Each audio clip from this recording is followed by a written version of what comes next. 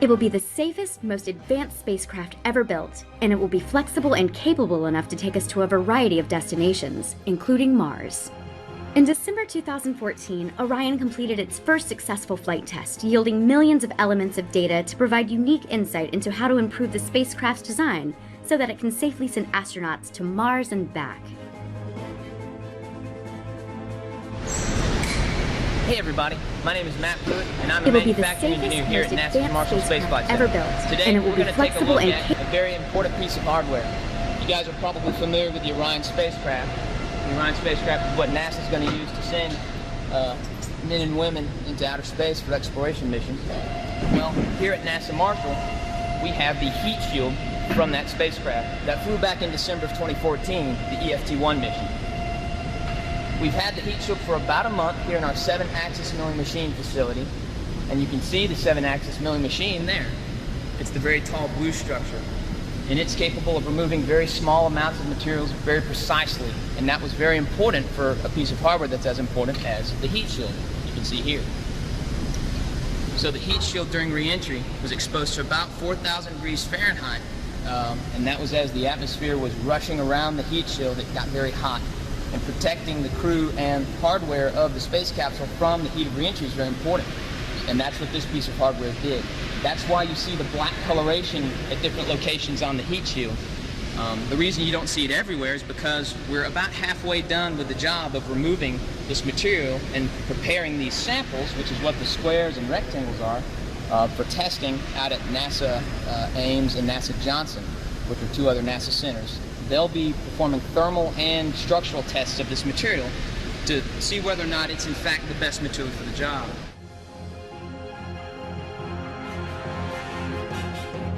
Carrying the Orion capsule to space will be NASA's Space Launch System, or SLS, an advanced launch vehicle that will be the most powerful rocket in history.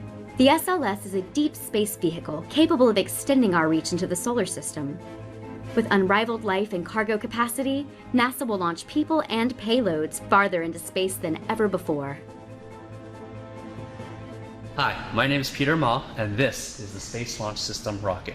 One of my responsibilities with NASA is the mass properties engineer of the core stage, which is this segment right here of the launch vehicle. It's important that we understand the mass properties of the rocket in order to ensure that it sits safely on the launch pad as well as flying into orbit. Once we have the design of the rocket well defined, then we use advanced and rare manufacturing tools like the robotic weld tool to bring the components into shape. Right now we're at the Marshall Welding and Manufacturing Center, and we're about to enter the high bay where we keep some of our weld tools as well as some other neat hardware. Let's have a look.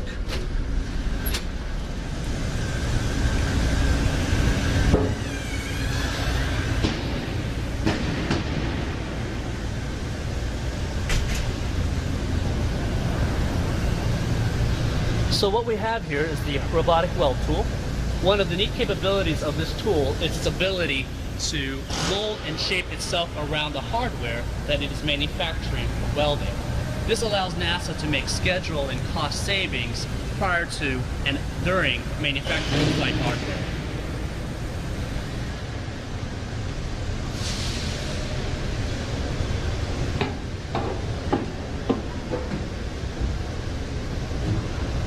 Now this is the vertical weld tool. We bring barrel sections here where it is welded into a complete assembly. Unlike traditional heat welding that you may be familiar with, we use friction stir welding. Now the difference with friction stir welding is we use shear pressure and force to join the bonds together to create something that's much stronger and more reliable for space use. It's tools like these that are incredibly important in our construction of the SLS rocket as we pursue our journey to Mars. NASA's journey to Mars seeks to answer some of humanity's fundamental questions about life beyond Earth. Was Mars home to microbial life? Is it today? What can it teach us about life on Earth or life elsewhere in the cosmos? Could it be a safe home for humans one day? Right now, robotic scientific explorers are paving the way, and humans are preparing for the first human expedition to Mars. Robotic and human exploration of Mars will enable new scientific discoveries and create new frontiers in the exploration of our solar system.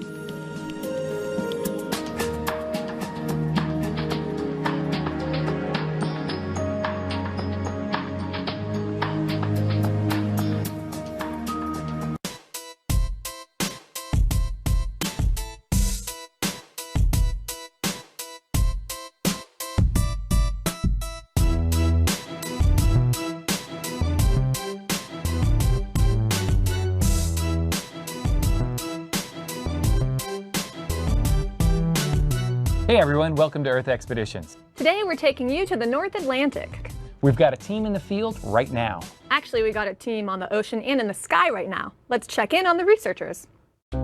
Chemistry, biology, physics. A NASA mission has gathered experts in all three disciplines and more for an ambitious project to study Earth's climate. It's called the North Atlantic Aerosols and Marine Ecosystem Study. NASA calls it NAMES. It's a complex mission with 1 million moving parts, but there are 3 big ones to note. First, there's the research vessel Atlantis, a laboratory at sea. Then there's NASA's own C-130 Hercules, a laboratory in the sky. And one more, but we'll get to that. It's big hardware for sure, but the stars of the show, besides a crackerjack team of scientists, are these guys, phytoplankton. In the North Atlantic, there are trillions, and springtime is when they bloom. Phytoplankton produce a gas called dimethyl sulfide, or DMS, and as that gas passes into the atmosphere, it rapidly breaks down. The resulting sulfur compounds become aerosols, microscopic particles in essence, and water condenses around them. And you know what you get when countless water droplets condense in the atmosphere? Clouds. There's a startling connection. Phytoplankton affect cloud formation. But phytoplankton growth depends on available carbon, and the warmer the temperatures of the ocean, the less carbon that water can hold. Less carbon could restrict phytoplankton growth, which in turn could affect global cloud cover, among other things. When one part of the system changes, everything shifts, and that's why NASA has teams out in the field studying how the system works from all sorts of angles. So what's the mission's third big moving part? That would be the agency's fleet of spacecraft, currently in orbit gathering global information 24/7, 365. Lessons learned from NAMES and related research will help experts develop the next generation of spacecraft, some of which are already on the drawing board. Let's talk with NAMES principal investigator Mike Barenfeld from Oregon State University. Mike, why do you go out in the field? Sometimes you can't simulate natural conditions in a lab, and so what you do is you take your lab to sea so that you can actually measure natural communities, natural conditions that you can't get in the lab. So is this just a ship and aircraft working on this project? This project that we're doing on the Atlantis is not an isolated event, right? It's part of a much bigger picture. So we have satellites, we have the work that's done on the ship, we have modelers, and it's all these different components that bring the whole story together. So you can't necessarily do a global science project from a single standpoint, but every element is critical to coming up with the answers that you're looking for. How many field campaigns are involved in NAMES? It involves 4 field campaigns, not just this one, and each one is targeting a specific time of the year, a specific set of events in the ocean as well as in the atmosphere. We're leaving a little bit of us behind in each one of these cruises, so we have what are called drifters, and we deploy those at different locations in the North Atlantic here, and those drifters will follow a piece of water for up to years. And we're also deploying what are called floats, which ironically sink, and they go up and down through the water column, and they can often stay in a single spot for a couple of years, and they take measurements continuously up and down through the water column, looking at the biology, looking at the chemistry and the optics, and that continues to give us data of what's happening with those ecosystems that we studied on the ship and then left behind. How did this project start? You know, the NAMES project kind of started from space and worked its way down to the ocean, which is not often the case. One of the reasons, as I mentioned, that the field research is really important is because it provides a level of detail that we can't get from robots and satellites, right? There's a lot of detail in there. And so the satellite data would kind of kick this off, was looking at, you know, the full annual cycle of the plankton and bringing up some ideas that were kind of contrary to what we had thought was driving blooms. This is really big science and helps us answer so many questions about climate change! Exclamation point. Yeah, you know, one of the things I love about the NAMES expedition is that it's going after one of the biggest unknowns in the Earth system. Like literally, how do the different components link up? Right. And it's really cool because this is all related to climate change. And I think a lot of times when we read about climate change, when we hear about climate change, it's a lot of really depressing topics and it just seems like we're doomed and things like that. But what I really like being here at NASA and having all this great NASA research and instruments and team is this is kind of the hope for the future. I mean, we're looking at all these mysteries and we're going to learn so much that it's really inspiring to see all these people come together and try and learn more about our Earth and our lives here on Earth. Yeah, and hopefully we can take the information and better predict and better forecast where we're headed. Right. Anyhow, next up, we're going to take you to the tropical Pacific to see coral reefs and how they're responding to changing ocean conditions with NASA's Coral Expedition. Right, so tune in next time, and until then, log on to www.nasa.gov/earthexpeditions.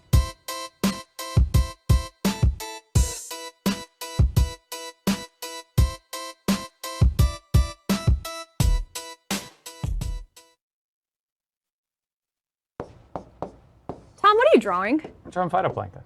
I don't think that's what phytoplankton looks like. A dot?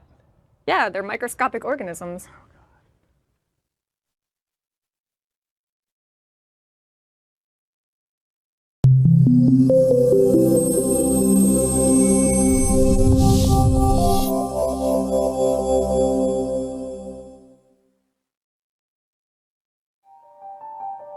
Carroll Township's a very rural area in northern Ohio, right on Lake Erie. Lake Erie's always been very important to Carroll Township and its residents. We use it for drinking water, we treat it, and it's really our livelihood.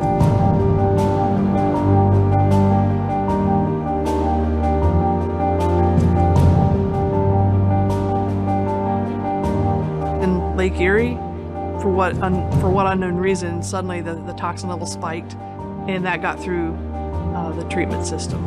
It was indicated to me that it is pretty dangerous. Cyanotoxins can cause skin rashes, Headaches, nausea, vomiting, stomach problems, nervous system problems, liver damage. to death. We sampled and we had about 2.5 times the limit from the World Health Organization. The second sample was approximately 3.5 times. Our plant wasn't set up to handle what was coming in from Lake Erie. One of my biggest worries was actually hurting someone or even worse. So we shut it off right away, shut everything off. We had a very close call that day. The last thing you want to do is produce an unsafe water and allow your people to drink it. What we need is a better way to track and predict these cyanobacteria entries from our source water so that we can make sure that this never happens again.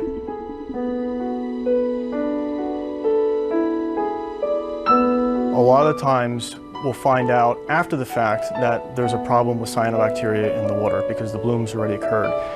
We either get results of sick animals or sick people. We need a paradigm shift. We need to go from being constantly reactive to these blooms to having a capability that allows us to become proactive. And the U.S. Environmental Protection Agency has been very encouraging of allowing for some high-risk, high-reward projects. And that allowed us to think outside the box, way outside the box. We've been fortunate enough to make use of a sensor on the International Space Station called HICO, which stands for the Hyperspectral Imager for the Coastal Ocean. HICO consists of 2 instruments. One is a camera, and the second instrument is a spectrophotometer, which actually gives us the spectrum of light leaving that water. The camera on a cell phone, for example, contains about 3 bands of data in a red channel, a green channel, and a blue channel. HICO gathers light from the red, orange, yellow, green, blue, indigo, and violet parts of the spectrum. So using this technology, we're able to now detect those water quality parameters such as water clarity, what the phytoplankton concentration is in your water, how much light is being absorbed in your water, as well as what's the distribution of cyanobacteria in those waters, and does that concentration pose a health hazard? So what this means is instead of waiting for someone to report that there's a problem with cyanobacteria bloom, we can monitor these water bodies from space and get information that we can rapidly get out to the water quality managers through a smartphone application that we've developed. So the app allows you to drop a pinpoint, and that pin can be placed in an area where a drinking water treatment plant may have an intake, and see what the current water quality conditions were. Each user gets that information near real time, so they can make judgment calls on whether they have to respond or take action. Having the HyCO on the International Space Station has been the ideal test bed for our research. This is an amazing partnership. The Naval Research Laboratory had HyCO on NASA's International Space Station. As HyCO acquired a scene, it was transferred to the Naval Research Laboratory. And then the Environmental Protection Agency was able to do the analysis and the validation to send this information out through a prototype mobile application. Yes, this technology will reduce costs and provide near real-time information. But the big goal here is protecting humans. And if we can reduce exposures both to humans and even animals, then we've achieved our goal.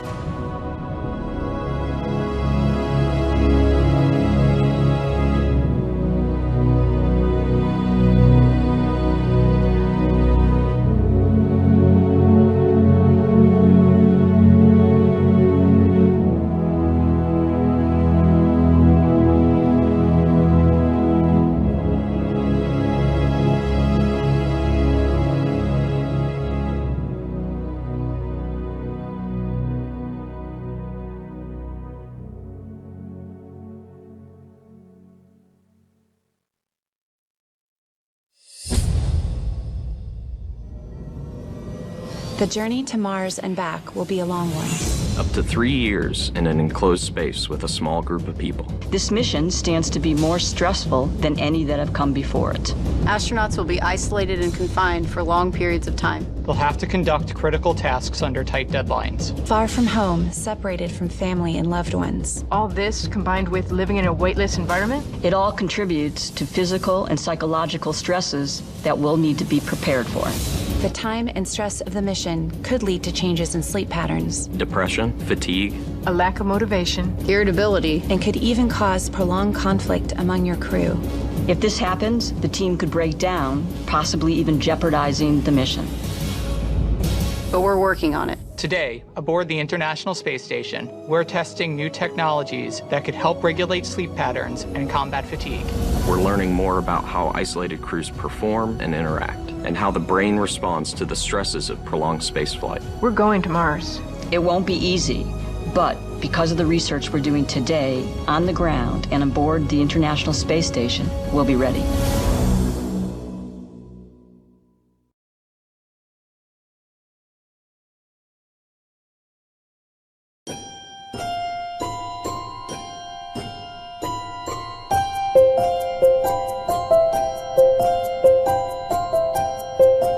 Of course, going to space is an extremely unique experience, and we enjoy a lot of support and enthusiasm on the ground among people all across the globe. So one of my passions on board has been to take pictures, to be able to try to bring the story back and share it with the people on Earth. I had a whole spectrum of targets, if you will, from Earth observation in photography. Of course, you want to get the grandeur of the globe, so that's the wide angles, day and night. And of course, then you want to zoom in and you want to get different features on the ground. For example, glaciers around the world, mountains, landmarks, cities, cloud formations, weather patterns, trying to capture that. The sun glint off the ocean really displays unique aspects that you can't see otherwise, like the collision of ocean currents or the wakes of ships. An eruption of a volcano, and I got the entire plume, so the eruption had just started perhaps 20, 30 minutes prior to passing over. And when we passed around again 90 minutes later, one orbit later, the eruption was done. It was over. So I had contacted the ground, found out that nobody on the ground was aware of it because it was in a remote location. So even those that observe volcanoes around the world weren't aware of it, and they became aware of it from the report from the International Space Station. Humans are curious. They want to discover, they want to explore, even if it's through the experiences of others or through means of writings, of photography, of video, of the story being told. I'm Jeff Williams, and I'm an astronaut.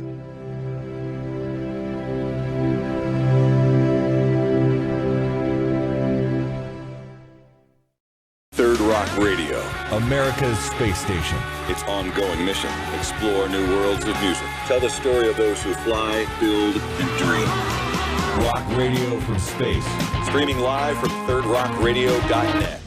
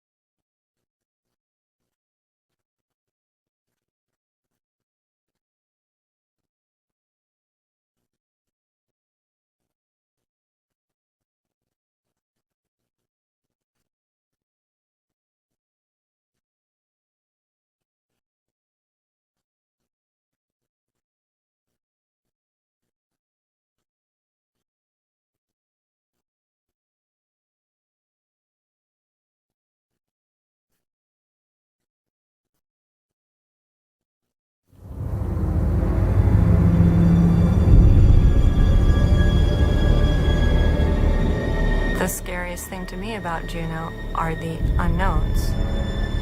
So much about the environment that we'll have to withstand is unknown.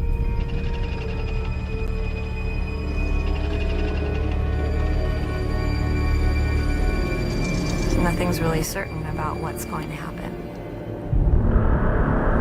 It's a monster. It's unforgiving. It's relentless.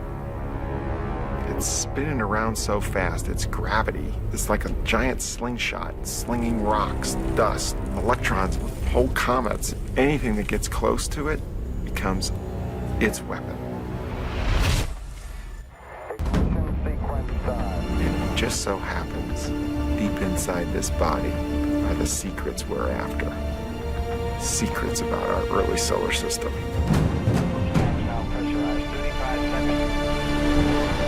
It's the biggest and baddest planet in the solar system, and it's got the biggest and baddest radiation and the biggest and baddest magnetic field. The background radiation that we're exposed to on Earth is about a third of a rad. What we expect to see at Jupiter is about 20 million rad. No spacecraft has ever flown this close to Jupiter, flown this deep into the radiation belts. So the real trick is, we're gonna go in close, get the data, and get out. And the first time we go in, that's the most dangerous. We call it Jupiter orbit insertion. JOI.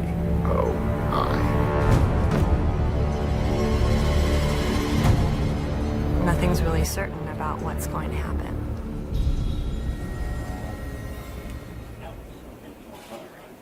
Good evening from NASA's Jet Propulsion Laboratory in Pasadena, California. It is the 4th of July, Independence Day here in the U.S., and the day NASA hopes to make history with Mission Juno. The goal, to get to the biggest, baddest planet in the solar system, Jupiter. Here's what it looked like on approach just a few days ago, taken from its very own Juno Cam. You can see the Galilean moons Callisto, Ganymede, Europa, and Io.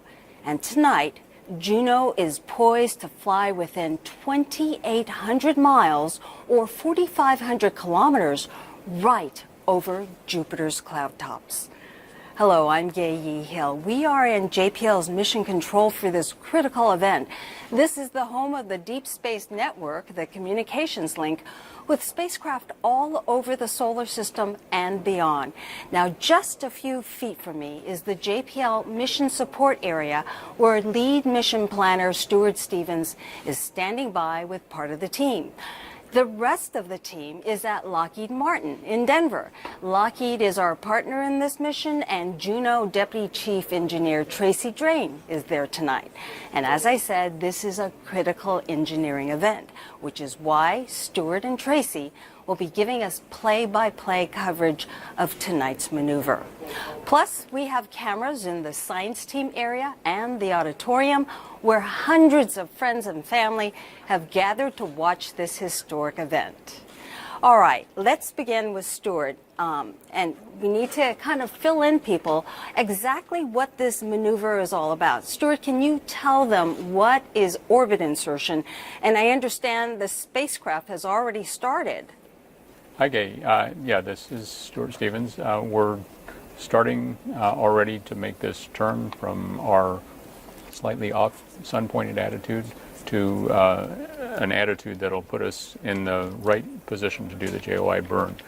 JOI is Jupiter orbit insertion, so we're going to burn our main engine to get into orbit in about an hour, and we're going to turn to that attitude. We're in the process of doing that right now. We've already confirmed that that's on its way, so we're happy everything's going well so far. Now, Stuart, I understand we have animation to show folks that Yes. will help them go through the paces and see exactly what's going on. Right. Go ahead and show the animation. I'm not sure I have it here in front of me, but What we're seeing is, first we're oriented towards the sun and towards the earth, which is why the main antenna at the top is illuminated, but then we're turning to an attitude that puts us so that the main engine on the bottom end of the spacecraft can burn to slower velocity and put us into orbit at the right time. We also, before we do the burn, we fire our thrusters to slow ourselves down as we're rotating. Then we perform the burn. It lasts for about 35 minutes. Once it's over, we fire our thrusters again to get us back into 2 RPM, 2 revolutions per minute. And then we go back to the regular attitude. So that is what is going to take place later tonight. Now let's check in with Tracy Drain at Lockheed Martin. Tracy, can you explain to folks why we have 2 mission support areas here?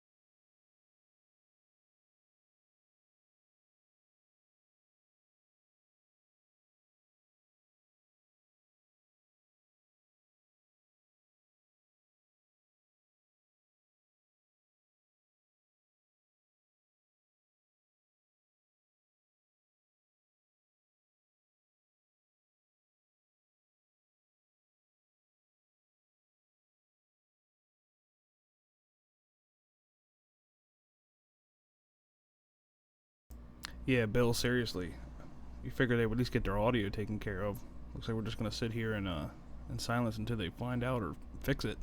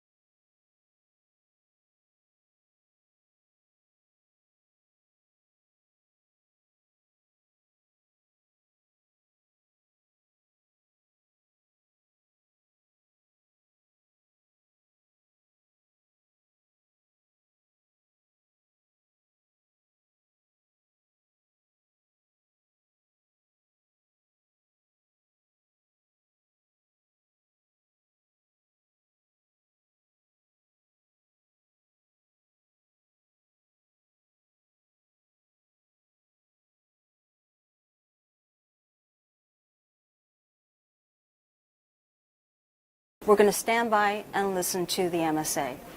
That's right, and I believe we just heard that tone announced on our broadcast here in the mission support area for the swap to the toroidal low gain antenna. It was actually a tone that we weren't sure we would receive because it's happening in the middle of this large turn that I was telling you about, but we did in fact receive it, and so we know that not only have we swapped, but we're in the middle of that turn, and we're continuing to get this other signal called Doppler that we'll tell you more about a little later. All right, and let's talk about how we receive that information. We receive it through the antenna, through the Deep Space Network. Which of the stations will be listening this time out of all the different stations of the Deep Space Network? Sure. We have to send that signal from the antenna on the spacecraft to an antenna on the ground, of course. And so we use antennas located all around the Earth. We space them evenly around the Earth, and we call this the Deep Space Network. Currently, we're receiving the signal at stations in the California desert called Goldstone. Transition to idle mode and multiple antennas to receive that signal. And so we receive the signal at 5 different stations in order to boost the signal and make sure that we get the tones, and also for some redundancy. Now a little later we'll also be getting signal at Canberra. In fact, I think we are doing that already. We're overlapping with the Canberra station, and that's in Australia, so that both Australia and the California desert can see Juno on their sky right now. All right. While you were telling that, Stuart, we did hear a call on the VOCA. Do you know what that call was? I believe that was for nutation damping, which follows the end of the turn. So we got 2 tones, actually, one for the guidance, navigation, and control mode to idle, which signals the end of the precession or turn that we were involved in.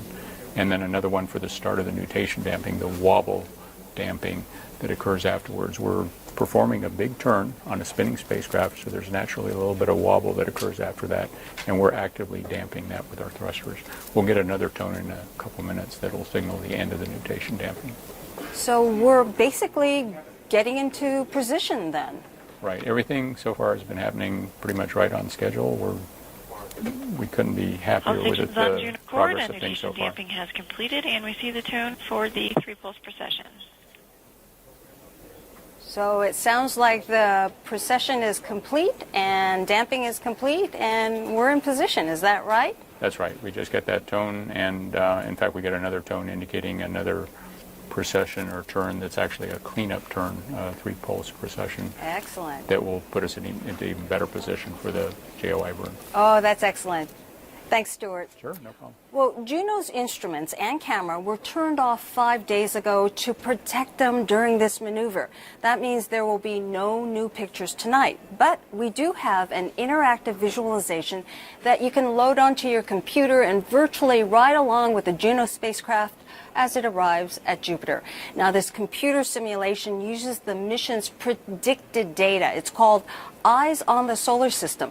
Kevin Hussey is the manager of the JPL Visualization Technology Applications and Development Group, and he's going to demonstrate. Kevin?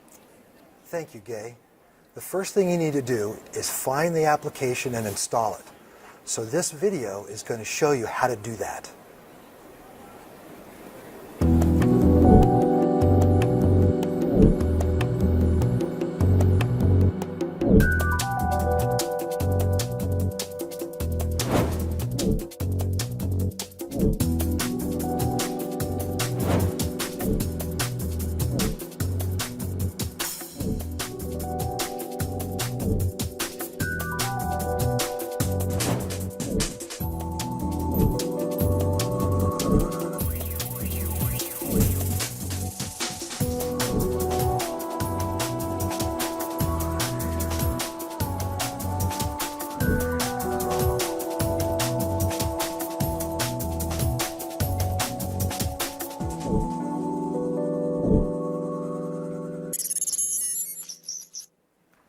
Okay, please note that this software runs on Windows and Macintosh operating system computers.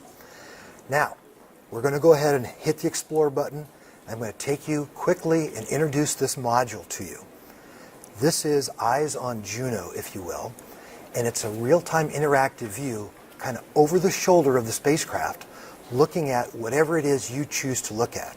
For example, all I need to do is click and drag, and I can spin around the spacecraft.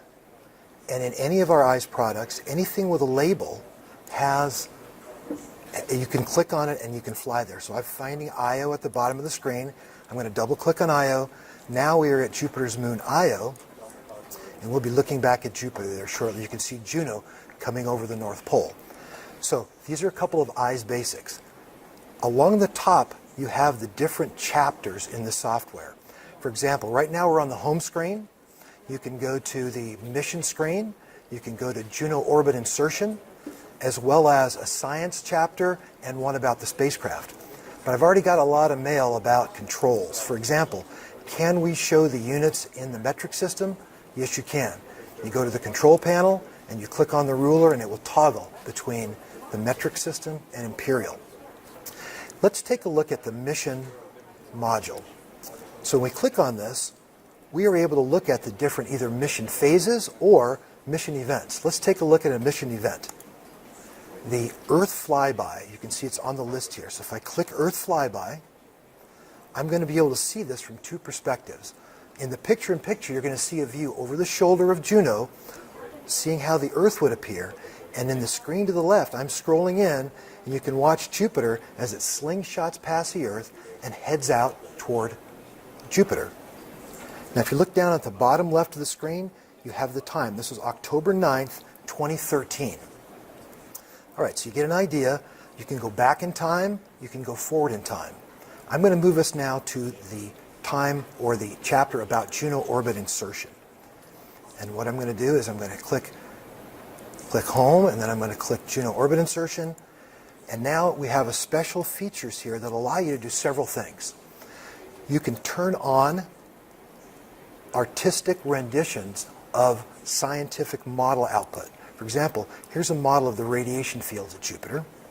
I'm going to turn on the aurora and turn on its magnetic field. Again, these are just visualizations of a scientific model, and you can turn those on and off at will. I'm going to clear those, and I'm going to show you what it would look like if we swung around and looked at this from the perspective of Io once again. So I'm looking for Io. There it is in the field of view. I click on it, take you to Io. I'll look back at Jupiter. I'll close this. And as you'll be able to see, there's there's Juno coming over the North Pole of Jupiter as we stand now. So these are just a couple of the things you can do with the Eyes on the Solar System Juno module. We hope that you will try this at home. It's rather simple, and it allows you to do what you'd like to do within the context of the Jovian system. Thank you very much. All right. Thanks, Kevin. We are also using EYES in our coverage tonight, and just like us, you can use this module dedicated to Juno on your own computer by going to eyes.nasa.gov. Some data. Could you check on that?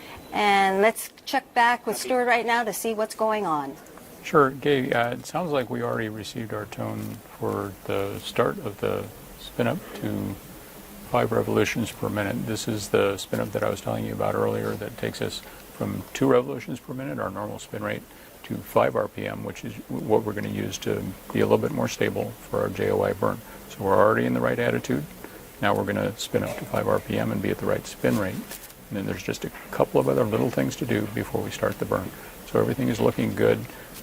There's some time variability naturally built into the sequence of events on the spacecraft, and these things happened pretty much as we expected within that amount of variability we were seeing. We have some animation of the spin up. Can you explain why it's so necessary to increase the spin rate? Sure. If you look at the thrusters that are burning right now, they're causing the spin rate to increase from 2 RPM to 5 RPM. Basically what you get is it's like a bicycle wheel. The faster you spin it, the more stable it is. So for a large spinning spacecraft with a lot of mass at the end of the arrays and also in the solar arrays themselves, it's just more stable when we're at 5 revolutions per minute. And when we're going to do this burn that wobbles us just a little bit, it'll help to keep us stable and on the right attitude, the right pointing during the burn and by the end of the burn. And when you're firing the engine, you need it to be more stable, I imagine, then. A little bit, yeah, and it helps if we weren't exactly at 5 RPM, we'd still be okay, but we are confident from what we heard that we started the spin up to 5 RPM, and shortly we'll be getting a tone that tells us we're at the end of that spin up. All right, so we'll be standing by.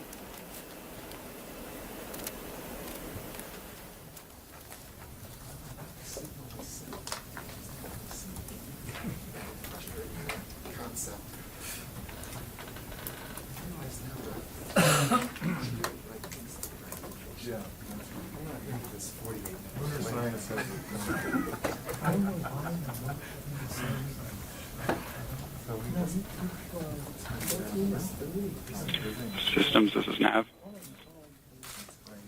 Go ahead, Nav. Yeah, we see the expected change in amplitude as the spacecraft spinning up and the Doppler residuals.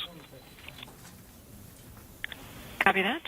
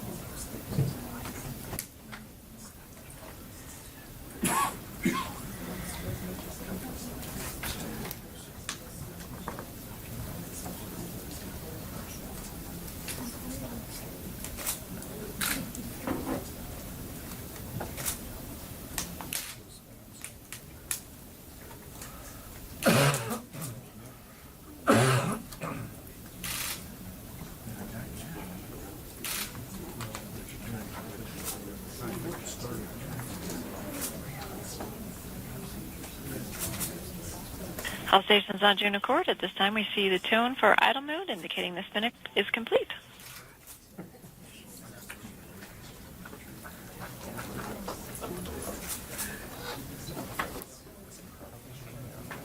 All right, we hear that the spin-up is complete. Can you explain what that means, Stuart? Sure. Like I was telling you a minute ago, what we got is a tone that tells us that the spin up from 2 RPM to 5 RPM has ended. And we're seeing that reflected in another signal that we have also called the Doppler. And I can tell you a little bit more about that if you like. Thanks for the confirmation. We hear a And confirmation. at this time, we do expect no further tones until 2 minutes before the burn begins. All right, so we will not be getting any more tones until 2 minutes before the burn begins. Well, joining us now is Richard Cook. He is JPL's Acting Director of Solar System Exploration. And as we mentioned earlier in the news conferences, big concern is the radiation, dust, particles. All these things could be fatal for the spacecraft. This sounds like an extremely risky endeavor here. That's right. I mean, Jupiter is the king of the planets, and it's certainly the most dangerous environment that we will send a spacecraft into. It has very high radiation, strong magnetic field, and so the spacecraft is really now entering the phase or the part of its voyage that we worry about the most. As I understand, I mean, the team has prepared as much as it possibly can, but the thing that they can't anticipate is whatever Jupiter throws at them. That's right. Although there are some things we have done in terms of the design of the spacecraft. In particular, because it's so far away, we really can't joystick it. We can't control it, directly. We have to basically program it ahead of time to tell it what to do. And so a lot of what you're hearing is the spacecraft essentially doing exactly what we told it. That's a good thing. In addition to that, though, we provide protection in software so that if something goes wrong and the spacecraft for example, the computer resets because it gets hit by a piece of radiation, it will restart the sequence of events. And so once the burn starts, actually all of the activities that it's doing now, if for some reason it gets interrupted, it will retry, and it will keep retrying that until it finishes it. And how would that affect things if that should occur today? If it gets hit by radiation or a dust particle and it decides to stop down, it'll just restart? It will. It'll take a little time. Depends on what happens exactly, but usually the software restarts just like on your home computer. When something goes wrong, you start it up again, and it takes a little while to get going again. So it's a reboot? That's right. And then it Okay. figures out where it is and starts up again after a little bit of time. And so it may delay things, but it'll still occur in time to get us in orbit around Jupiter. And so much of what we're doing tonight is keeping an eye on the timeline and seeing that things occur at a particular time. If there is a reboot, what would happen in terms of our timeline? Depending on which scenario it is, it could be anywhere from just a few seconds to more like 10 minutes, where it would, by the time it comes back up, once it's firing the engines, if it is interrupted at that point, it basically waits for about 8.5 minutes, and then it starts up again and tries to continue burning the main engine. So if we see a change in timing, the team's not worried? No. I mean, it's as I said, we are worried about this particular phase of the mission, and so we build in all these protections that allow us to recover from problems. All right. So it looks like so far It's going great. Very excited about what we're seeing. All right. Thank you, Richard You're Cook. welcome. And this is live coverage of Juno's arrival at Jupiter on NASA TV and the web. Tonight is what they call a critical event because it's a do or die moment. If the spacecraft is not safely placed into orbit around Jupiter, the mission is lost. And for those of you just joining us, here's a look at what this spacecraft is about to encounter.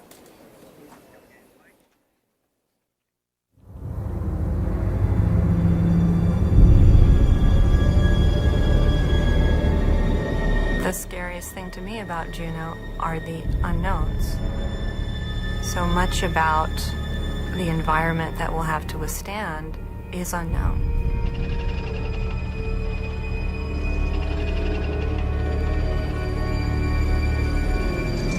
Nothing's really certain about what's going to happen. It's a monster. It's unforgiving. It's relentless. It's spinning around so fast, its gravity is like a giant slingshot, slinging rocks, dust, electrons, whole comets. Anything that gets close to it becomes its weapon. It just so happens, deep inside this body are the secrets we're after. Secrets about our early solar system.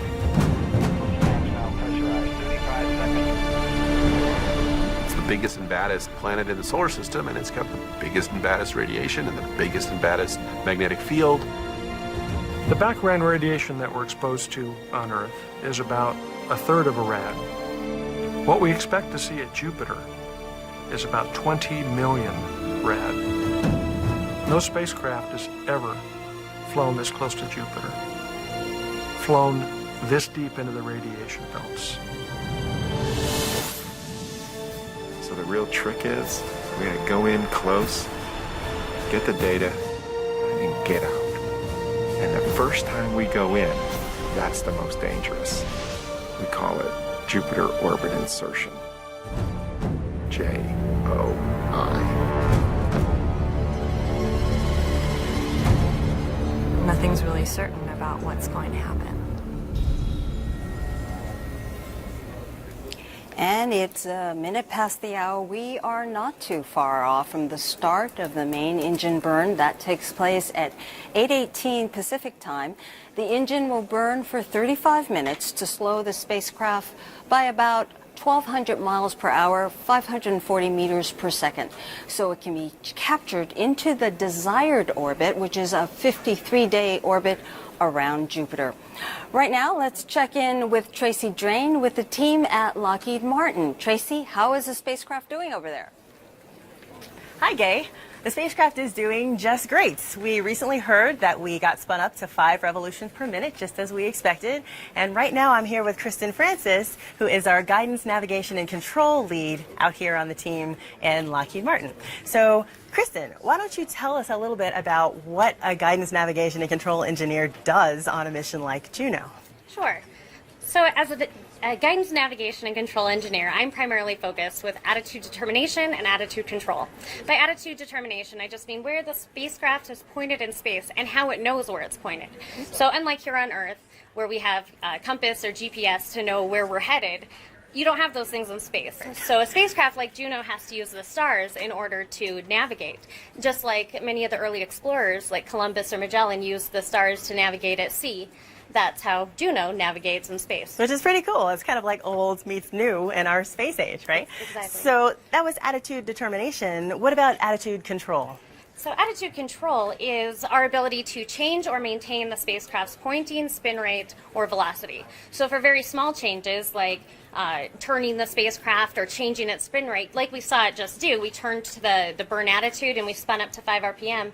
For those types of changes, we use very small thrusters that are located around the vehicle. We have 12 of them, and that's what we use to make small changes. For very large changes, like the giant burn that we're about to do to get us captured into Jupiter orbit, we use a very large rocket engine that's located on the aft end of the spacecraft, and that's what's going to give us the big change in velocity that we need to slow down. That's right. That's our business end of the spacecraft, which is going to see a lot of work tonight. So we've also talked about the fact that the spacecraft is spin stabilized. Do you want to describe a little bit what exactly that means? Sure. So just like you would apply a spiral to a football to make it fly in a straight path through space, we apply a spin to the Juno spacecraft to make it maintain its pointing, so it can be very stable as it flies through space at great speeds and at very large velocities. Gotcha. Okay. And so there are obviously some advantages to being a spin-stabilized spacecraft. Do you want to describe some of those for the audience? Sure. There's several advantages to having a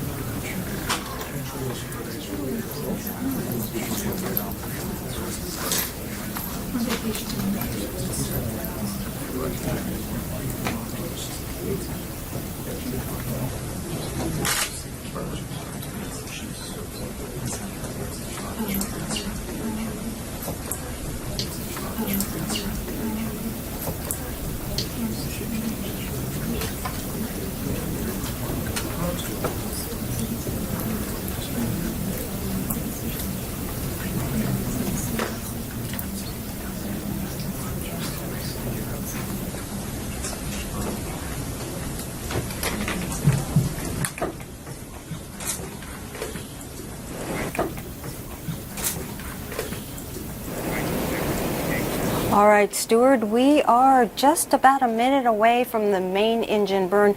Can you explain what this is and how critical it is to the team? Sure. We're waiting for the start of the burn. There's going to be a tone just in advance by a minute or two.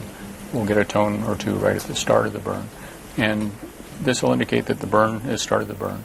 And this will indicate that the burn is starting a 35-minute burn that'll put us into orbit in this kind of an attitude, burning in such a way that it slows our velocity. We're moving in the down direction, and so we're going to slow ourselves so that we're not moving as fast, and that will put us into orbit. We're also noticing from our Doppler signal, which you might have seen, that we're doing exact form the spin up, and we're seeing those signals in the Doppler. We'll also see that signal very clearly in the Doppler once the burn starts, so we're waiting for that as well. Everything's looking good. Standing by.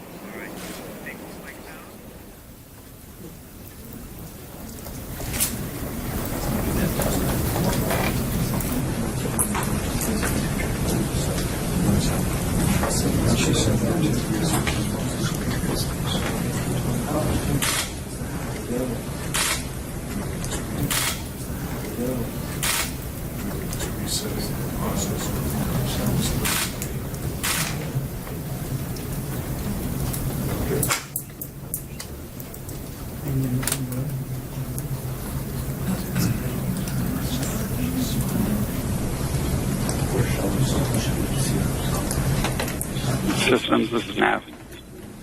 Go ahead, Nav. Shift upward and the Doppler residual indicate a sharp start upward and the Doppler residual Copy that. indicating a start. Still awaiting confirmation of that in the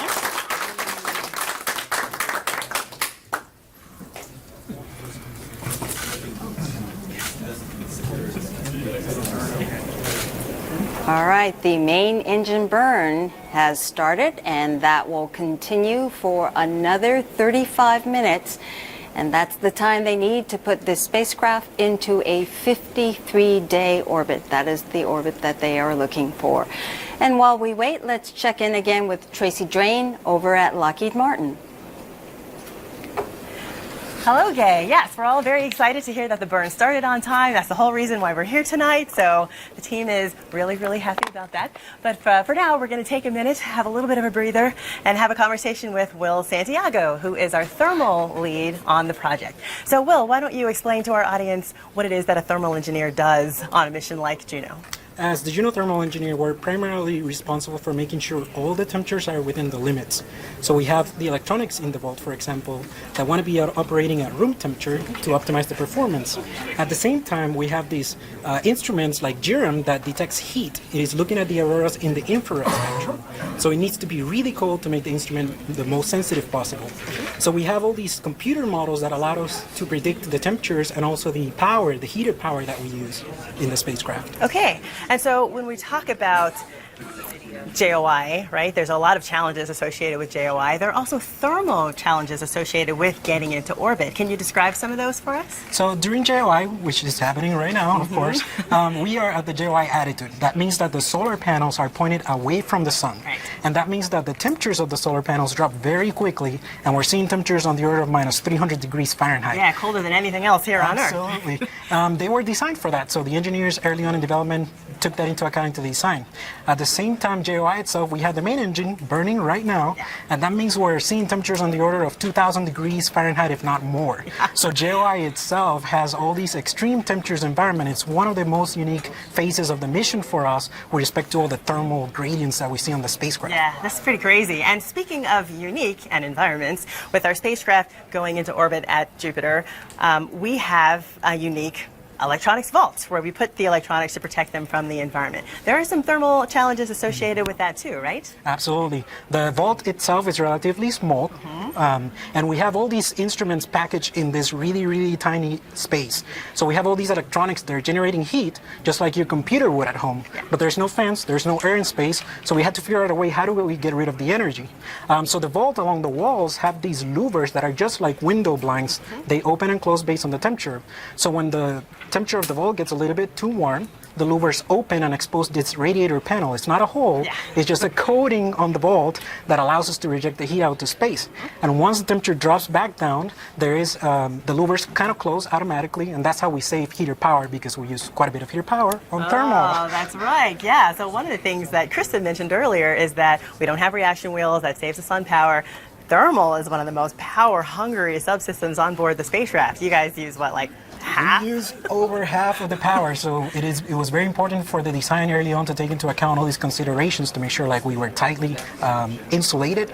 So you see a lot of thermal blankets around it, and we had to apply optical coatings to make sure that we don't reject too much heat into space. That's right. Now, speaking of all the things we're doing in order to make sure things don't get too hot or don't get too cold on the spacecraft, we have to know for sure all that stuff's going to work before we launch the vehicle and it's on its way through cruise into JOI. So can you talk a little bit about what we did pre-launch in order to ensure the thermal subsystem was going to work?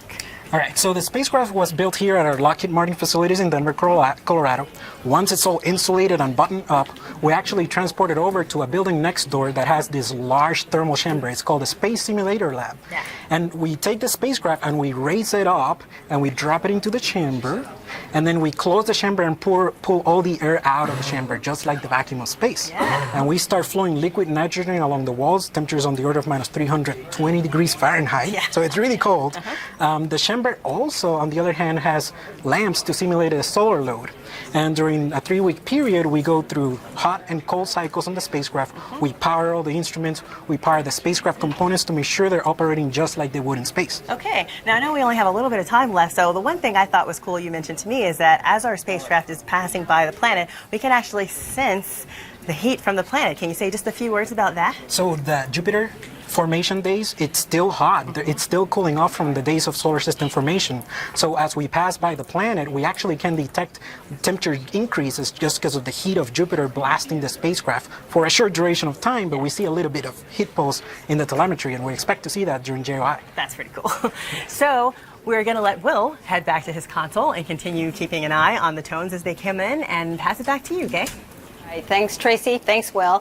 And it's about 24 minutes past the hour. We're less than a half hour away from the end of the main engine burn.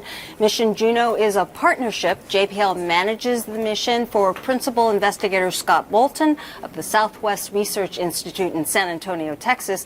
The mission is part of the New Frontiers program, which is managed by NASA's Marshall Space Flight Center in Huntsville, Alabama. And the spacecraft was built by Lockheed Martin Space Systems in Denver, Colorado. There have been other missions to Jupiter before. There was Pioneer, Galileo, but unlike the others, Juno is solar powered. And as Bill Nye will tell you, as only Bill Nye can, powering a spaceship 500 million miles away from the sun is not easy. In Roman mythology, which of course is rooted from Greek mythology, Juno was the wife and sister goddess. All right. Juno project manager Rick Nybakken is with us, and this is a huge day for the team. I have to say my heart stopped at 8:18 right then. Was it the same for you? Mine stopped and then restarted. Hey, there you go. Just like our main engine. And I'm sure it was for the entire team. And this is a pretty big team. Just yesterday, the group went to the Rose Bowl. We have some footage to show everyone. You guys took a group photo. Is that right? Oh, And look at that. it was quite a day for us because, in a way, this was a pre-milestone to today. The team got to celebrate the achievement. It's taken 10 years to get to this point, 5 years to get to launch, and another 5 years to get to Jupiter. So we're really excited to be here. And that stencil is actual size? Yes, in fact, that's the first time that we've ever seen the spacecraft full size. Oh, really? It's so large that we could never open all the arrays in any of the facilities. That's we were right. in. So when you built the solar arrays, you were never able to test them at the same time. You couldn't open them all up because the spacecraft was so big. That's right. So one by one. So in a way, this is the first time we've ever seen the full-size spacecraft. It must have been a real kick for the team. It was. Oh, and we also have a video that shows a comparison of this spacecraft to other spacecraft. Can we roll that? Let's take a look. Yeah, so you can see different nuclear-powered spacecraft. There's the Mars Science Lab, and there, of course, is Pluto New Horizons, and then Cassini. These are all nuclear-powered, and we're the first mission to go out to an outer planet that's solar-powered, and you can see the massive size of our arrays, 60 square meters, almost 19,000 solar cells on those arrays. And the reason being is because of the solar arrays. You need that much space to get the energy that you need? Yes, we have a very power-efficient spacecraft, but the sunlight's only 1/25th at Jupiter of what we get at Earth.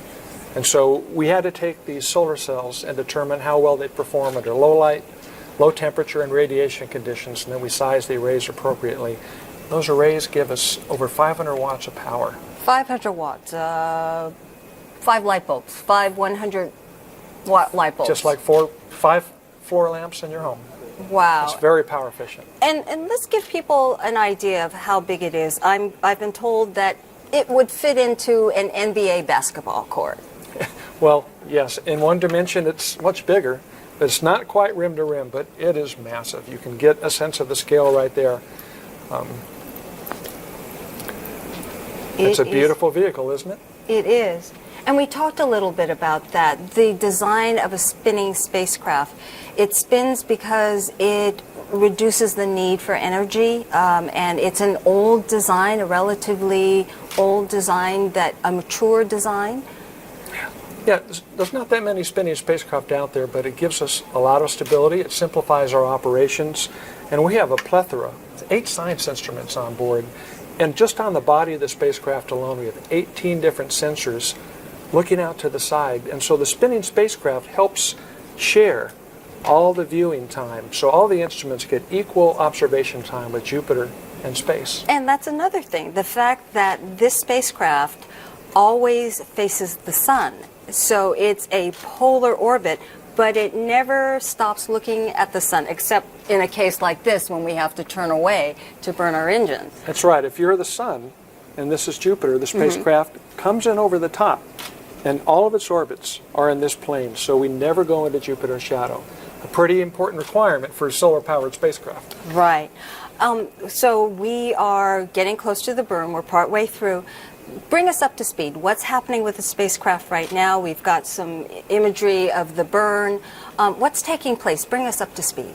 Well, the main engine burn is 35 minutes, and it'll slow us down just enough to go from a super long orbit. We would just fly by Jupiter without this burn, which of course we don't want. After 35 minutes, we'll be in a 53-day orbit, and when the burn completes at 8:53 p.m., we'll immediately start to spin down to 2 RPM and turn back to sun. That'll happen by about 9:30 p.m., and that's obviously really critical for a solar-powered mission. So right now it's on battery power because it has to turn away from the sun. That's so right. you want to get back to the sun as soon as you can. Yeah, this is the only time in the mission where getting to the sun is second priority. The first priority right now is getting into orbit, and it'll keep firing the main engine until we're successful. And right now it looks like the main engine is just doing great. You mentioned something at the news conference earlier today. You said this is not the first time you've fired that engine. This is the third time. Yeah, it's a very well-designed mission. We fired the main engine twice, very successfully, back in 2012. And we know how to fire the main engine. It worked perfectly twice, but what's new here is we've never done it in Jupiter's environment. And the first peak of radiation that we expected to see is already past us. What's and the the next second? one, it's after the main engine burn. Okay. So it's looking really good, but this is exactly how we designed the spacecraft and the sequence to operate. And that's how it always is with missions. You prepare as much as you possibly can, but there's always that uncertainty when you get there. That's right. We worry and we fret and we test and we go over it again and again and again. And this is probably one of the most thoroughly tested sequences. We started way back in 2011 before we launched. We've thought about every conceivable scenario, but nevertheless, we're really glad to see the main engine burn going so well. But you just don't know what Jupiter is going to throw you. It's a really crazy place to go. Yeah. I mean, someone who's outside the business would say, "Are you nuts? Why are you going into the most hazardous places, especially this deep into the radiation belts?" But you know, we spent 5 years before launch thinking about exactly how to make the spacecraft ready to handle that intense environment. All right, so you'll be holding your breath one more time at the end of the burn? Yes. But we'll certainly be paying attention. You, It's going you well and so me far. both. All right. Thank you so much. Rick Nybakken, he is the project manager for the Juno project. And you're watching live coverage of Juno's arrival at the Jet Propulsion Laboratory. And right now, we are going back to the MSA and rejoining Stuart for an update. Hi, Gay. Hi, Stuart. Hey, Gay. Everything's going really well so far as we can tell. The tones that signaled the start of the burn weren't seen right away, but we did in fact record them, and we verified that we received them at our other DSN complex. So we verified with the tones that we started the burn. More than that, though, we also verified with something called Doppler, the change in the frequency of the radio signal that we're still getting. It's just the regular carrier signal that doesn't have information encoded on it. And we can tell that that signal changed at the moment of the start of the burn and changed in its slope in such a way that the change in velocity was recorded, and we could tell that we're starting to record that change in velocity as we're now slowing ourselves down as we go into Jupiter's orbit in that 35-minute burn. So we're monitoring the Doppler. We also saw the Doppler changes for the turn and for the spin up, and we'll see more Doppler changes a little later that accompany the tones and telling us something about what's going on the spacecraft. Everything looks great so far. We're a little less than halfway through the entire 35-minute burn.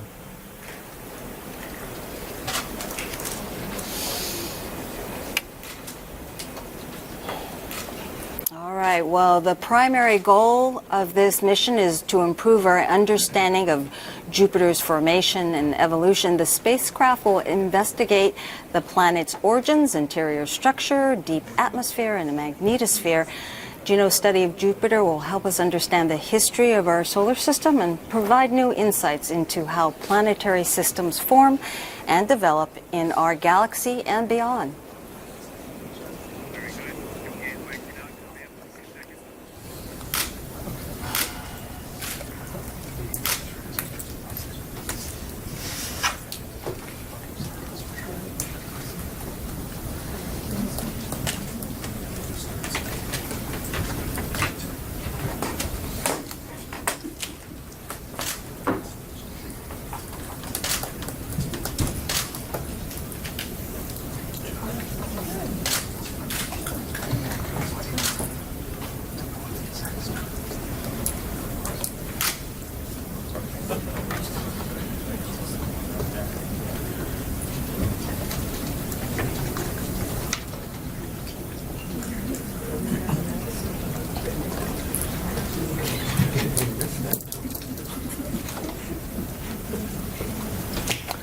Gay and others, I think we're about one halfway through the 35-minute burn.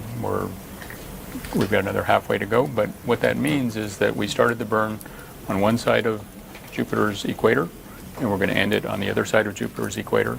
And we're right now roughly crossing the equator of Jupiter at the closest approach point to Jupiter. It's actually 3 degrees north of the equator. And that closest approach point, closer than no other spacecraft has ever been before, is about 2,800 miles above the cloud tops, or 4,500 kilometers. And our velocity, our speed, is 58 kilometers a second. I'll translate that for you. That's 36 miles per second, or about 130,000 miles per hour. That's the fastest we'll be going relative to Jupiter as we go right past at its closest approach point. We'll slow down a little bit as we go past that. We're continuing to slow down in general with our burn, just enough at the end of that 35-minute burn to put us into orbit about Jupiter in the right 53.5-day orbit that Gay was referring to earlier.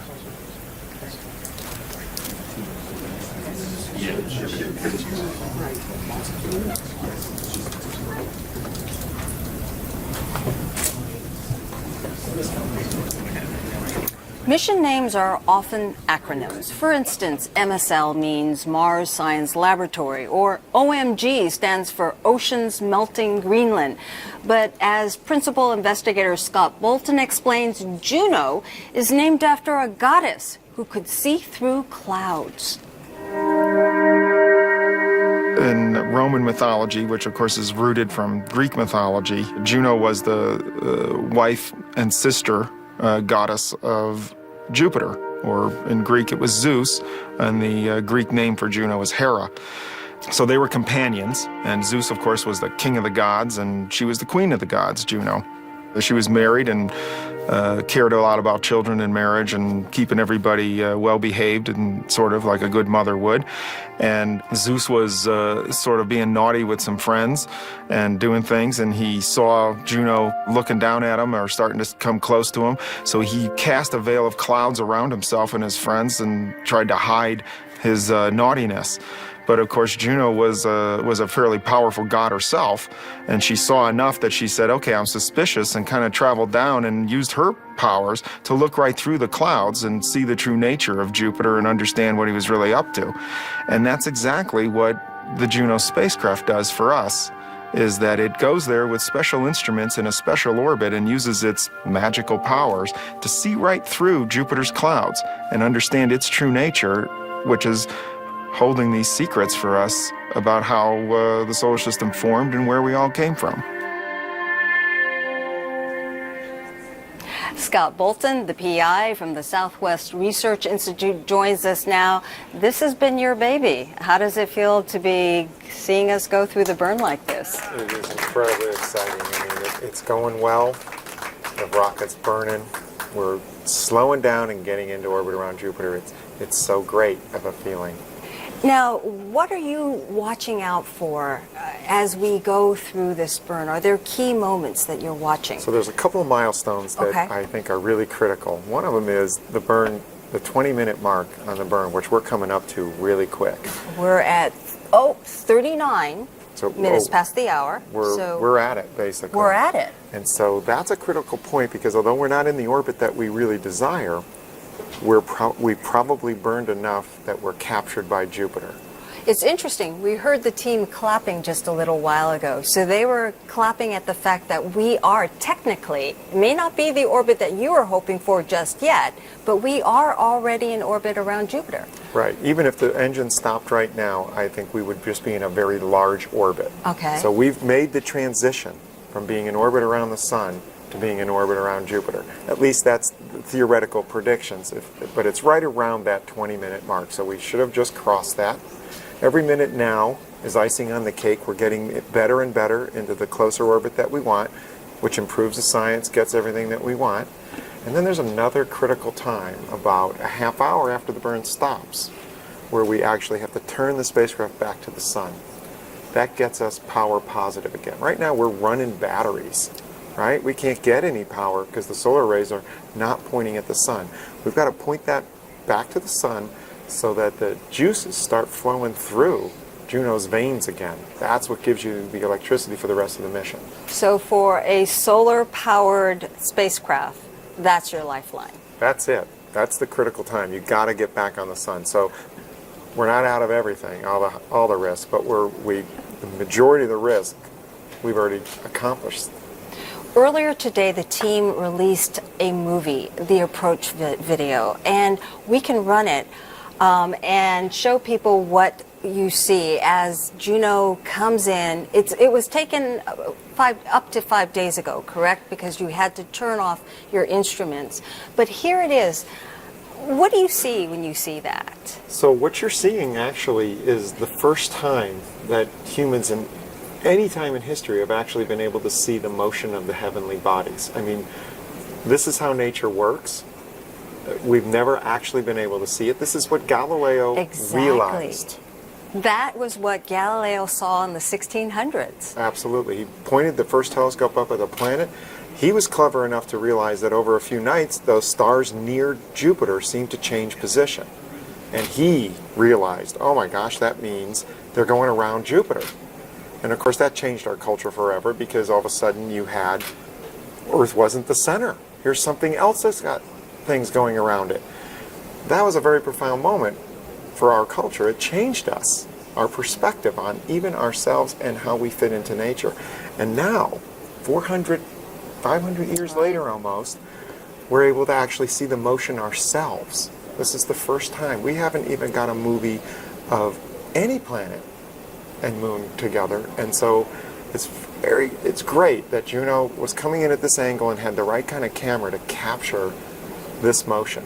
You've described that picture like it was a mini solar system. Is Jupiter kind of like that? Absolutely. That shows you. Jupiter is really a mini solar system. It has a few moons. Those are the Galilean moons. Mm-hmm. Those are the brightest. You're seeing them go around at different periods. That's natural harmony. And if we back off of our whole solar system, that must be what we would look like. Now, of course, if you did back off and you saw the sun, the easiest planets would be Jupiter, Saturn, Uranus, and Neptune. Earth and its neighbors would be really tiny dots. But that's the way we must look. And if you back off of that, our sun is going around the galaxy. I mean, so the harmony is there in nature at every scale. Even if I go down to the atom and the electron going around the nucleus. Well, let's talk about the camera that took that image, Juno Cam. It has a special significance to you and also the team. Can you talk about that? Absolutely. That camera is truly an outreach camera. It was designed to be able to get the first picture of Jupiter's poles. And as we fly over, we'll capture that. There it is. You can see that in this video right here. That is Juno Cam right there.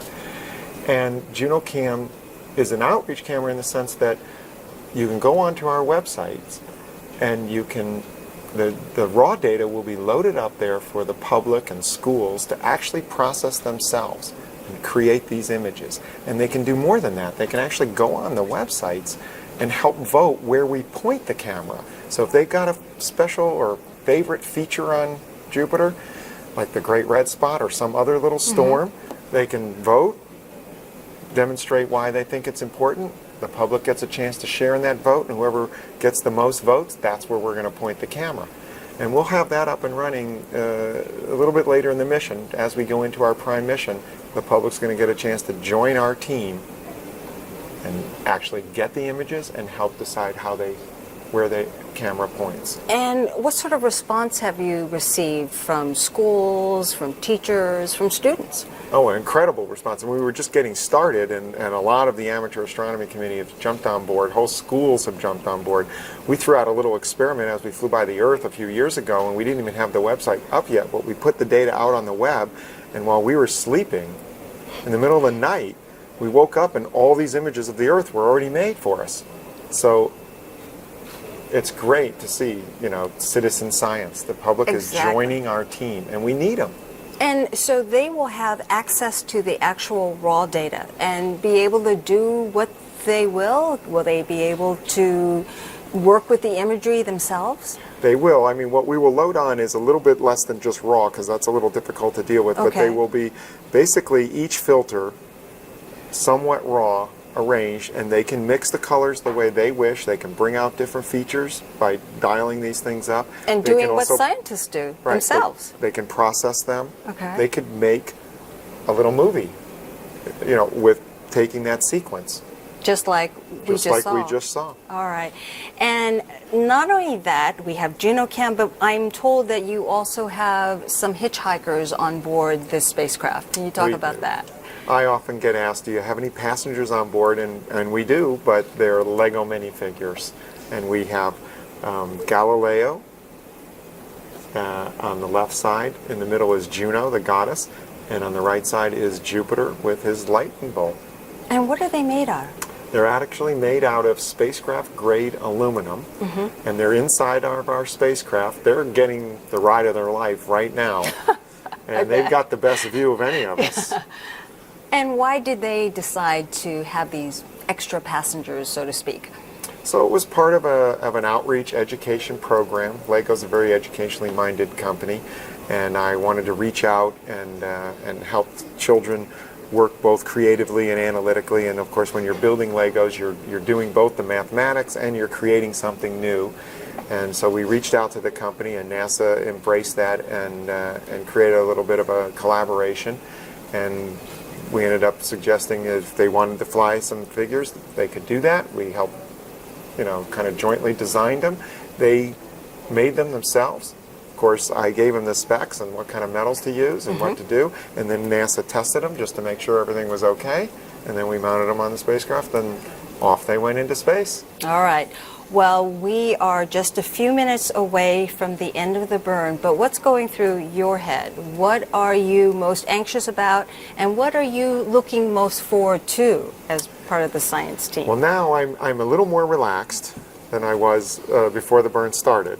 But so I'm really looking forward to the science at this point. I'm starting to realize, okay, we're going into orbit. This is going to get started. It's fantastic, and I'm just so curious about the discoveries that we can make and learning about our beginnings and what can Jupiter tell us about how the solar system was made. And managing expectations, because this was such a critical moment, we turned off all the science instruments right now. When can we expect some science coming back?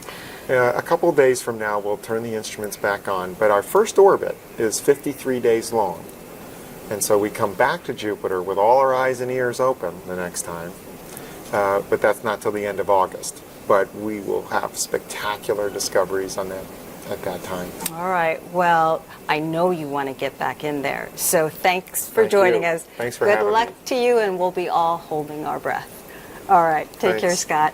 So it's about 48 minutes past the hour here at NASA's Jet Propulsion Laboratory. We are getting very close to the end of the 35-minute burn. Let's hand it over now to our mission commentators, Stuart Stevens and Tracy Drain, in the control rooms at JPL and Lockheed Martin. Hi, Gay. We're happy to be almost through our burn. You can tell from the Doppler that we're looking at that everything is going smoothly. We're continuing to burn and change our velocity. We've got about 5 minutes or less now at this point before we complete the burn. You heard some minor celebration earlier. You'll hear more when we complete the burn because we burned long enough, roughly 20 minutes or so that we are now in an orbit around Jupiter. It's just not quite the right one we want to be in. As we burn more and more, we'll get closer to the right orbit period of 53.5 days that we want to be in. Right now, it's a much larger period if we were to stop the burn at this moment. So both the tones, we aren't getting any tones right now, but we will get one at the end. And the Doppler are telling us that everything's working on schedule, and we're just holding our breaths for another 4 minutes or so, both here and at Lockheed Martin with Tracy. Yep, and you can kind of see if you look behind us at the MSA, the team here at Lockheed Martin, people are standing on their feet. You can feel the anticipation building. It's pretty great that we've been able to see, as Stuart mentioned, that the Doppler is going pretty smoothly. And so the tension level isn't exactly higher because we feel from as much information as we have in hand, things should be going well. We should be captured. But we're all eagerly awaiting the tone that'll tell us that the burn has indeed cut off on Delta V and we're in the exact orbit that we want to be in. So we're all waiting for that to happen.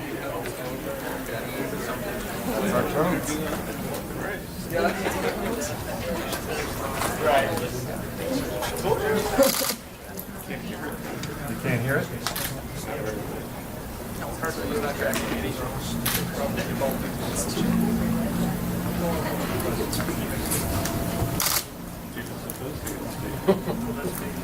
Rick, speak for you.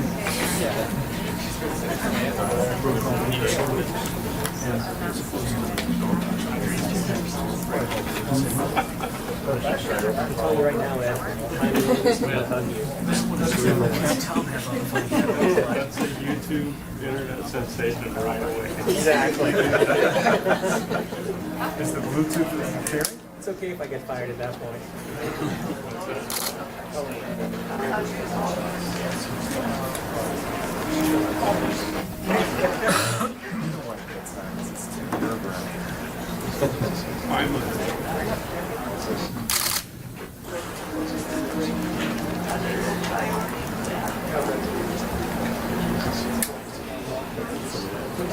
South Pole.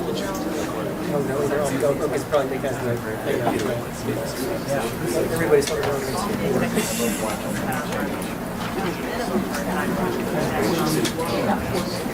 All right, we are about 30 seconds away from the minimum burn, which was 52 minutes after the hour. And I see a display here, and the estimated orbit at this point is about 62 days, and it keeps counting down. The longer we burn, the shorter the orbital period. At this point, at this stage of the burn, it's about 61 days. So we're just counting down.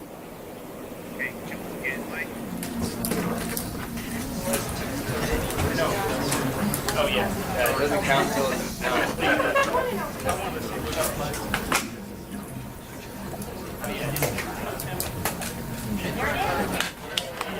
All stations on Juno Court. This time we see the tone for minimum burn timer. Almost there. Yes.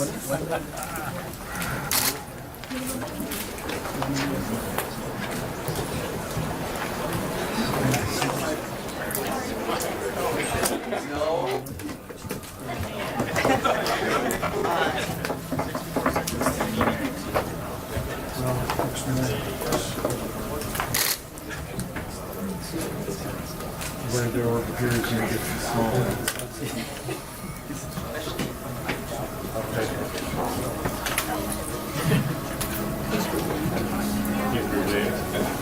John's going to see it first.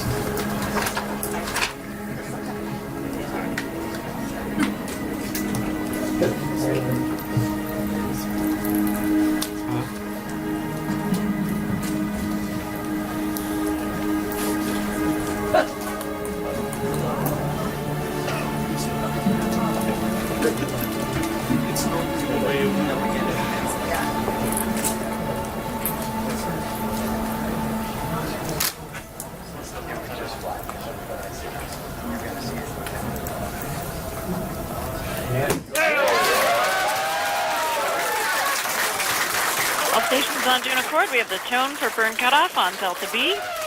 Grazie mum, Juno. Welcome to Jupiter.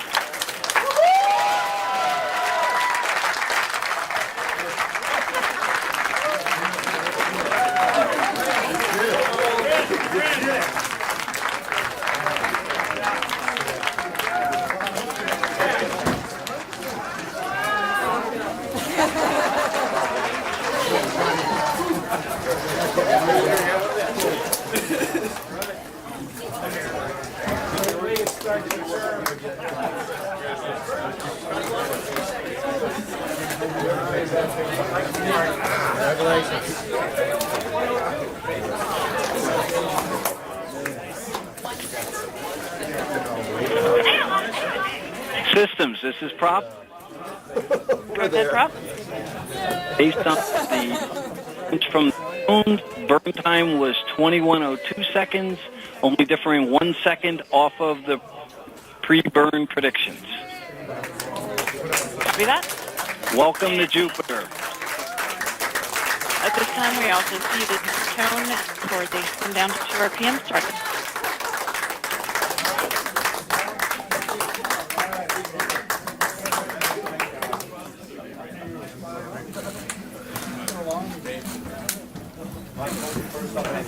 We're back on.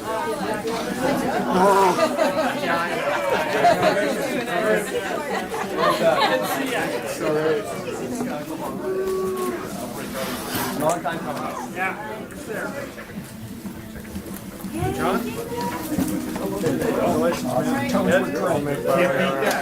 Can't beat that. Well, at least 1 dB better than I expected. Congratulations to all of us.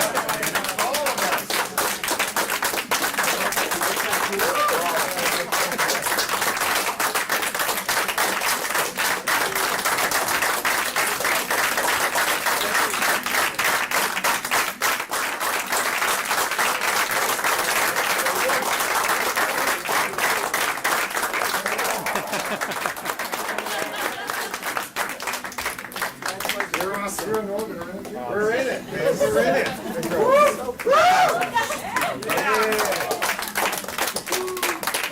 Everybody, man, you're the best team ever. We just did the hardest thing NASA's ever done. That's my claim.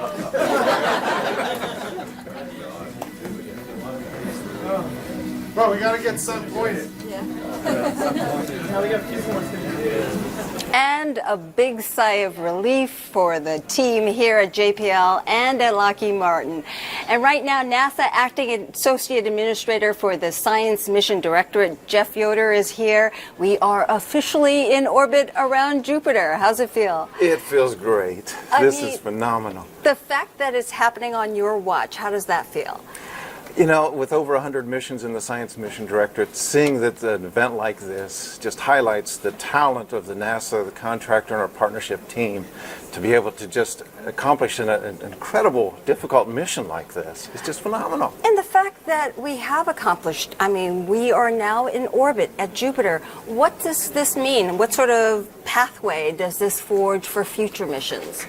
For future missions, this is just one step in a lot of firsts, really, for the Jupiter mission that provides technologies and advances for upcoming other missions. It also will help answer some of the key puzzles and key questions for how our planets are formed.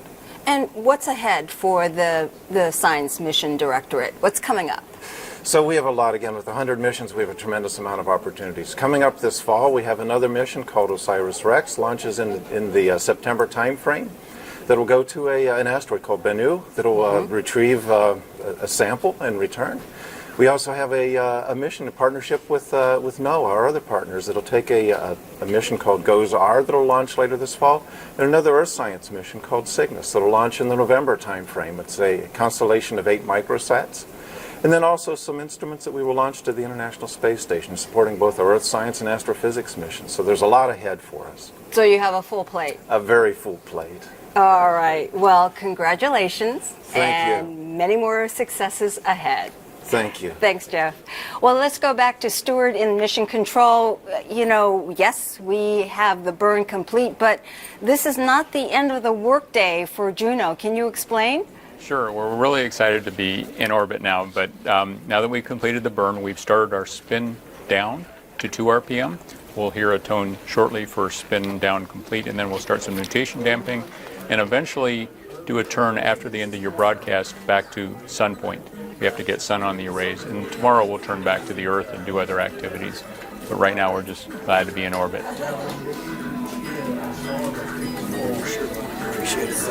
Are officially in orbit at Jupiter. Right now, we are going to introduce you to our new director here at JPL. His name is Dr. Michael Watkins. And Mike has been on the job for a big whopping 4 days now. Since Friday. And look, you have a successful mission, not bad. Yeah, right. It's a good start. But, you know, you and I have sat at this table many times. So, you know, I worked here for 20 years before last Friday. But the first time as a director, it's a good way to get off to a good start. And this let's is just talk a regular about that. 4th of July. Yeah, here a in regular. Pasadena. We do this all the time. Absolutely. But let's talk about that. You have been on missions before. You know what it's like for the team. What is it like to have a success like that after you've worked so hard, years on something? Well, yeah, it's a combination of excitement and relief, because you know you're overjoyed that it's there, and that the reason you did the mission is now come to fruition. At the same time, you can't help but worry that something can go wrong. So there's a great feeling of relief in addition to that joy that you're there at Jupiter or you're there on Mars.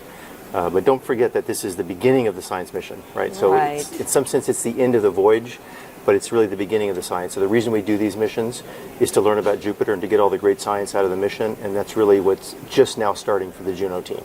All right. And there's still much more to do, and we've just heard over the VOCA that the spin down is completed. There's still a little bit more work to be done with this spacecraft. It still has That's to do right. a few more things, right? Has to get itself oriented back, you know, pointed at the Earth, get the solar rays pointed at the sun, and get back in communication with us, get itself back in kind of a nominal mode. And when it does that, then we'll know that we're in perfect shape to initiate the science mission. So when will you be a little bit more comfortable? When it's back on Earth point or when it's back on Sun point? Yeah, in just shortly, like another hour or so later tonight, we'll know that everything's back in good shape. But it's looking good so far. Oh, it looks perfect. It looks great. All Absolutely right. great. All right. Well, thank you and welcome. Nice start, Director. Thanks very much. Welcome to Jupiter. Welcome to Jupiter. The spacecraft is turning to the sun and will swap back to the medium gain antenna. At about 9:07, 9:11 p.m. our time. It should be back on sun and off battery power by about 9:30 p.m. Pacific time. Our thanks to Stuart Stevens and Tracy Drain for explaining this very complicated engineering and teamwork that has to take place in an event like this. We're going to wrap things up here in Mission Control. Coming up next, the post-JOI news briefing is at 10 p.m. Pacific time, 1 a.m. Eastern time. And for more information on the Juno mission, go to www.nasa.gov/Juno. So there you have it. The mission joins a lineup of NASA successes on the 4th of July. There was Mars Pathfinder in 1997, the Deep Impact mission at Comet Tempel 1 in 2005, and now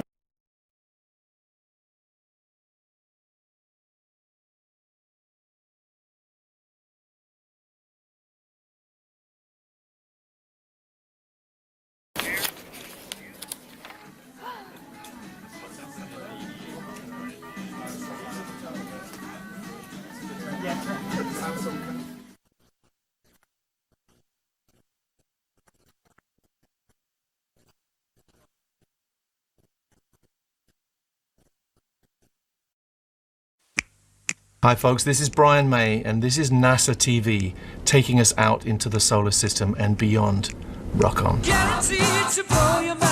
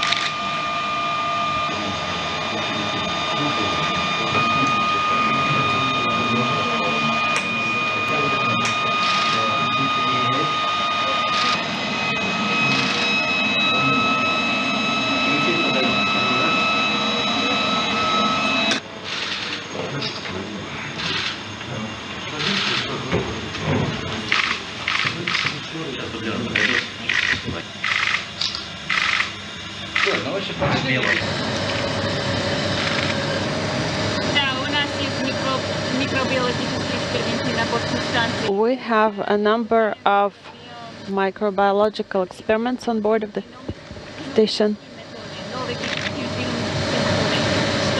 New experiments to determine what microbial environment we have on board of the station. We're trying to determine how the microbial growth occurs.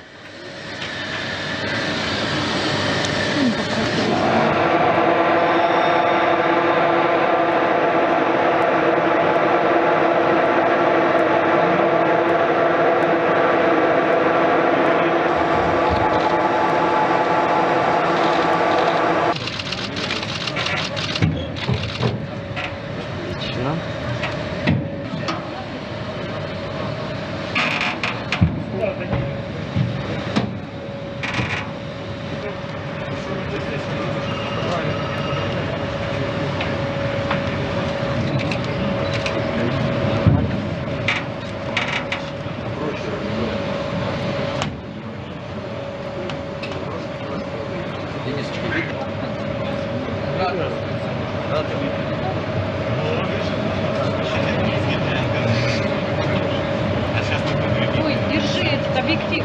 Подожди, дай я держу.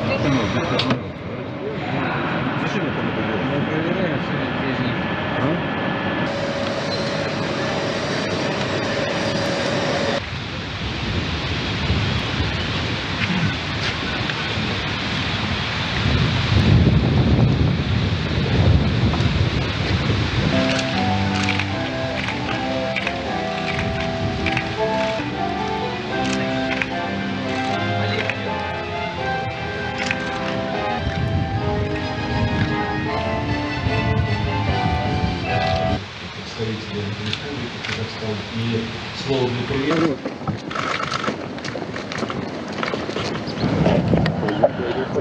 По очереди сначала. Let's take turns here.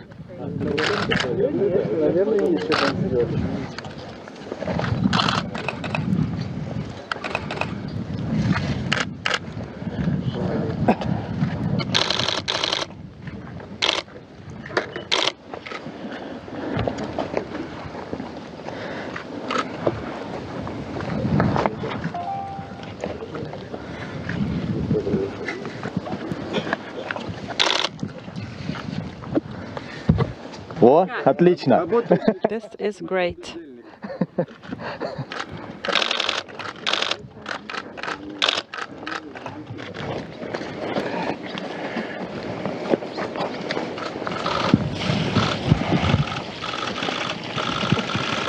Улыбайся тоже, улыбайся. Что ты мимо проливаешь? Ничего, пускай все. Make sure you don't spill too much water around it. Yeah, his tree needs a little help.